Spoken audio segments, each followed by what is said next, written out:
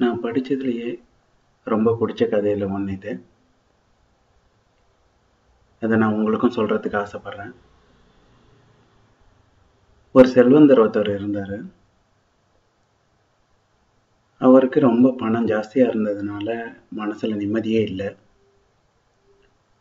அவர் நிம்மதிக்காக ரொம்ப ஏங்கினாரு. அவருக்கு தூக்கம் கூட இல்லை.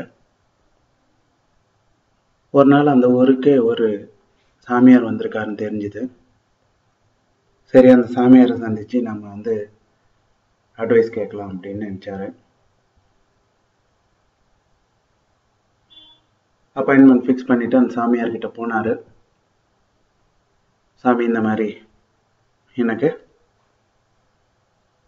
ரொம்ப நிறைய பணம் இருக்கு, ஆனா என்னால் ஒரு நிம்மதியா இருக்க முடியல அப்படின்றது சொன்னார். அதுக்கு அந்த சாமியார் சொன்னாரு, நீங்க என்ன பண்ணுங்க, உங்ககிட்ட இருக்கிற பணத்தை எல்லாம் போட்டு ஒரு மூட்டையை கட்டி என்கிட்ட நாளைக்கு காலையில எடுத்துன்னு வாங்க, 10 மணிக்கு எடுத்துன்னு வாங்க, நான் அப்போ உங்களுக்கு ஒரு நல்ல அட்வைஸ் சொல்றேன் அப்படின்னு சொல்லிட்டு சொன்னார். செல்வந்தரும் ரொம்ப நம்பிக்கையோட இருந்தாரு அந்த சாமியார் மேல. ஸோ என்ன பண்ணாரு, மறுநாள் காலையில எல்லா பணத்தையும் எடுத்தாரு. அவருக்கும் மகிழ்ச்சியும் கூட. என்னன்னா, நமக்கு சொல்யூஷன் கிடைக்க போகுது, நமக்கு நிம்மதியான தூக்கம், நிம்மதியான வாழ்க்கை அமைய போகுது அப்படின்ட்டு எல்லா செல்வத்தையும் கட்டி எடுத்துக்கின்னு மறுநாள் காலையில பெரிய மூட்டை. சாமியார் சொல்லியிருந்தாரு, அதை நீங்களே தான் சுமந்துன்னு வரணும்னு சொல்லிட்டு சொன்னாரு. அதனால தன்னோட தோல்லியை வச்சுன்னு அந்த சாமியாரோட மடத்துக்கு வந்தாரு. காலையில் 10 மணிக்கு வந்துட்டு சாமியார் முன்னாடி அந்த மூட்டையை வச்சுட்டு, இதெல்லாம் தான் நான் சேர்த்த பணம் சாமி, இப்ப சொல்லுங்க உங்க அட்வைஸ அப்படின்னு சொல்லிட்டு சொன்னார். சாமியார் ஒரு நிமிஷம் கூட தாமதிக்கல. என்ன பண்ணாருன்னா, அவரோட அந்த முன்னாடி வச்ச அந்த பெரிய பேகை தூக்கினா வேகமா ஓட்டம் பிடிக்க ஆரம்பிச்சிட்டாரு. இந்த செல்வந்தருக்கா என்ன பண்றதுன்னே புரியல. ஐயோ, நம்ம இவரை நம்பி வந்தோம், இவர் ஏதோ அட்வைஸ் சொல்றேன்னு சொன்னாரு, ஆனா இப்ப பார்த்தா எல்லா பணத்தையும் தூக்கின்னு ஓட ஆரம்பிச்சிட்டாரு. இவர் போலி சாமியார் போல் இருக்கு. இந்த மாதிரி ஃப்ராட் சாமியார் கிட்ட நாம அட்வைஸ் கேட்டது ரொம்ப தப்பா போச்சு, நம்ம பணம் போச்சு அப்படின்னு நினைச்சு உடல நல்லா தருத்தினே ஓடினாரு.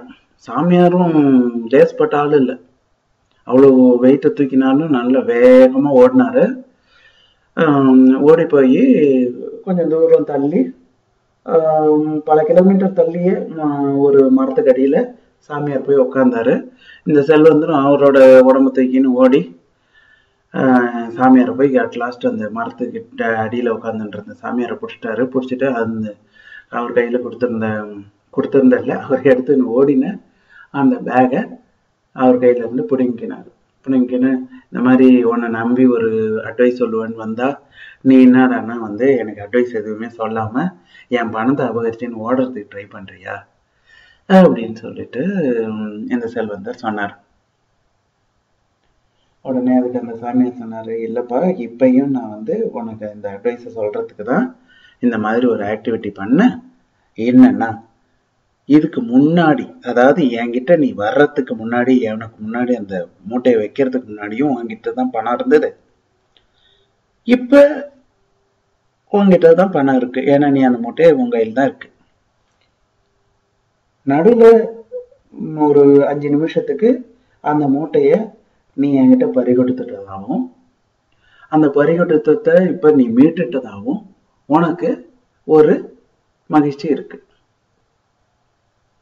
ஸோ என்னன்னா, பணம் இருக்கிற வரைக்கும் இது என்னோட பணம், என்னோடது, இதுக்கு இதை நான் தான் காக்கணும் அப்படின்ற அந்த ஒரு மனநிலையோட இருந்தேன்.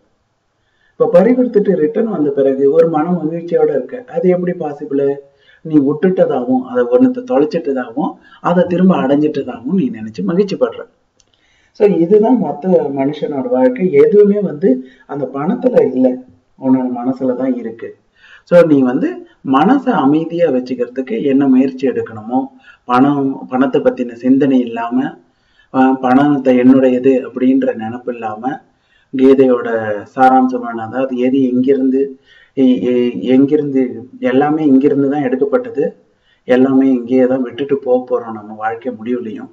அதனால எதையும் கொண்டு போக போறது இல்லை அப்படின்றத புரிஞ்சுக்கினா நிச்சயமா உன்னோட மனசு மகிழ்ச்சியா வாழறதுக்கு நிறைய சாத்தியக்கூறுங்க இருக்கு அப்படின்னு சொல்லிட்டு அட்வைஸ் சொல்லி அனுப்பினாராம். எனக்கு தெரிஞ்சு இந்த கதை உங்களுக்கும் பிடிச்சிருக்குன்னு நினைக்கிறேன்.